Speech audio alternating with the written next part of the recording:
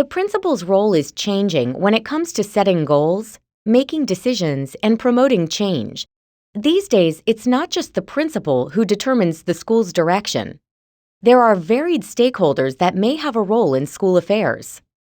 Their support and contributions are critical to a principal's ability to affect school improvement and success. Making sure everyone's voice is heard is complex. A principal has an important charge to establish collaborative communication that enables all players to contribute to the change process. Creating this type of community requires strong leadership skills.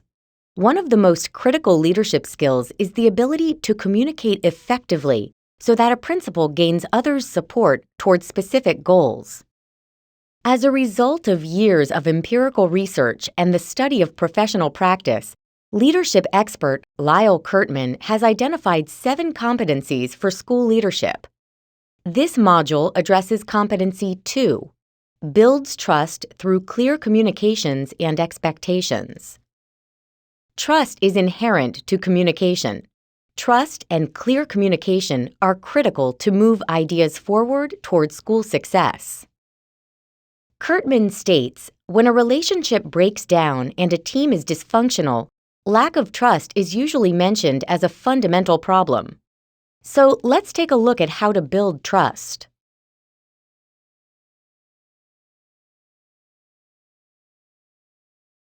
Building trust is a process, not a single event you can check off a list.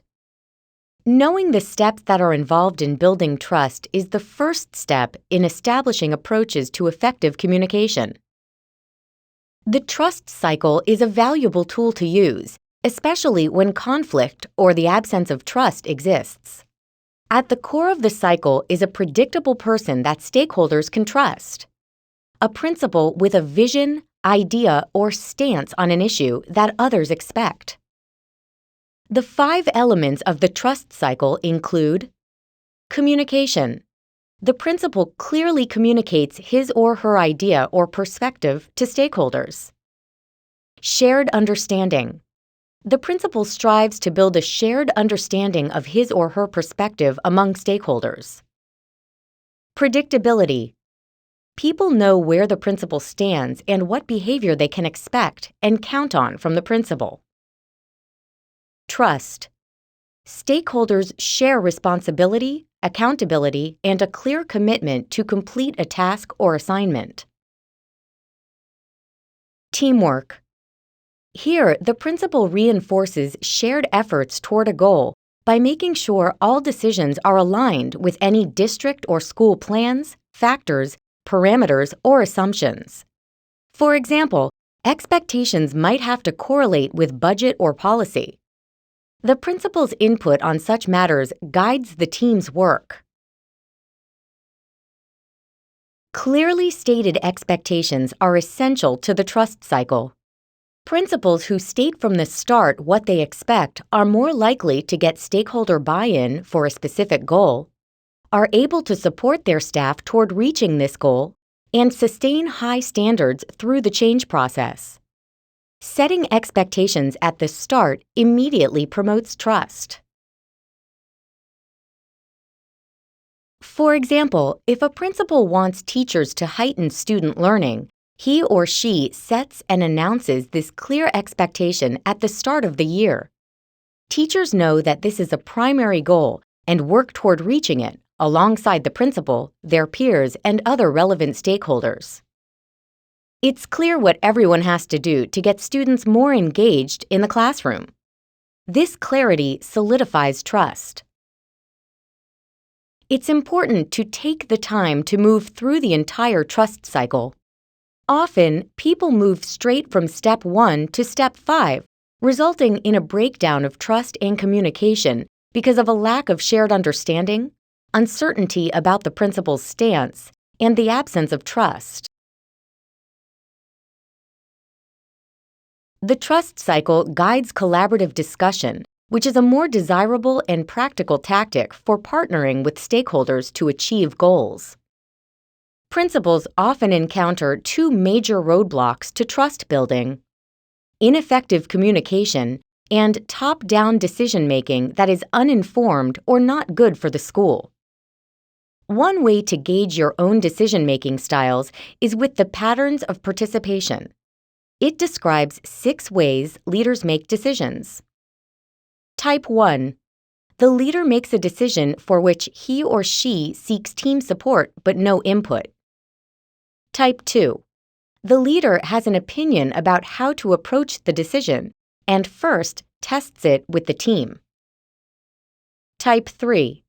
The leader has a decision to make but no alternative and seeks team input and direction. Type 4.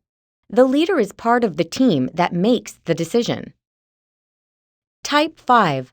The team makes the decision while the leader assures the decisions align with key factors in the district. Type 6.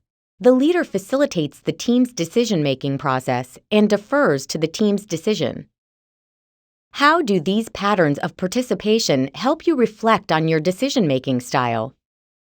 Does your approach help you build relationships based on trust? Finally, you must be able to negotiate conflicts that occur with both your internal and external stakeholders. The trick is to catch the conflicts before they escalate. It's usually best to address conflicts collaboratively, working with a team to manage and monitor conflicts. To stem conflict, communication must be clear and a shared understanding must be reached. There are diverse internal and external stakeholders in a school community, including teachers, supervisors, school staff, parents, diverse families, corporate and community leaders, business people, public officials, local agencies, and the district office, among others. These individuals can influence the perception of a school. They also have a contributory voice. An effective principal engages their stakeholders in an open and collaborative dialogue and uses their views in shared decision-making processes. A principal who is a strategic communicator will appeal to each stakeholder group with specific messaging. And remember, this custom-designed communication must continually promote and reinforce trust.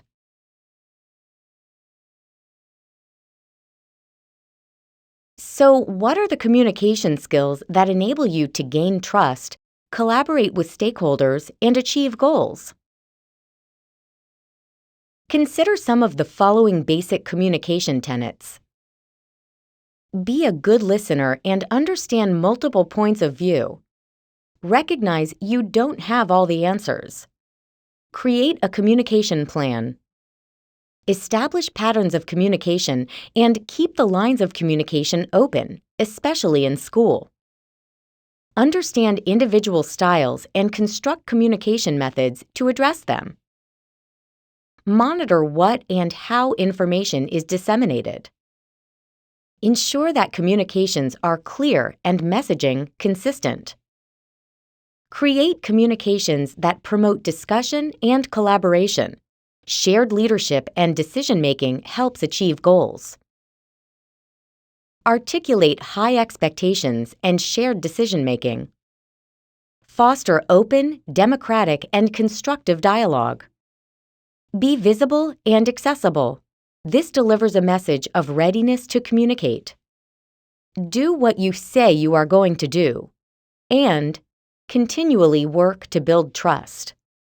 The following are some examples of what you can use to communicate with diverse constituents. Remember, one form of communication does not work for everyone. For parents, you can use weekly printed or virtual newsletters, automated phone systems, parent forums and surveys, the school website, coffee with the principal, a standard flyer, or focus groups to discuss changes. For all of these methods, remember to produce materials in languages that are accessible to your diverse families. For teachers and staff, you can establish forums or committees around school issues or ideas, conduct one-on-one meetings, provide constructive verbal and written feedback on instructional performance, interview staff on their views on school concerns, and use the responses to take action, send paper and email memos, or post in the teacher's lounge. For external stakeholders, you can engage the local media with press releases and statements, provide regular updates and progress reports at school board meetings, conduct surveys and focus groups, present at conferences and community events centered on education, and cultivate partnerships with businesses, nonprofit organizations, or other community agencies that might include a quid pro quo arrangement. Becoming a master communicator takes time and practice. Communication approaches will shift for each new idea and an evolving constituency. But with trust embedded in and reinforced by all communication efforts, and with collaborative decision-making at the heart of the change process, you can reach goals and achieve success. Eric Scheninger, a principal at New Milford High School in New Jersey, sums it up by saying, "When communication is strengthened by listening, flexibility, support, consensus, and a certain level of autonomy, leaders begin to establish an innovative culture that supports calculated risk-taking, embracement of new ideas, and a sense of empowerment among teachers. This is how sustainable change happens."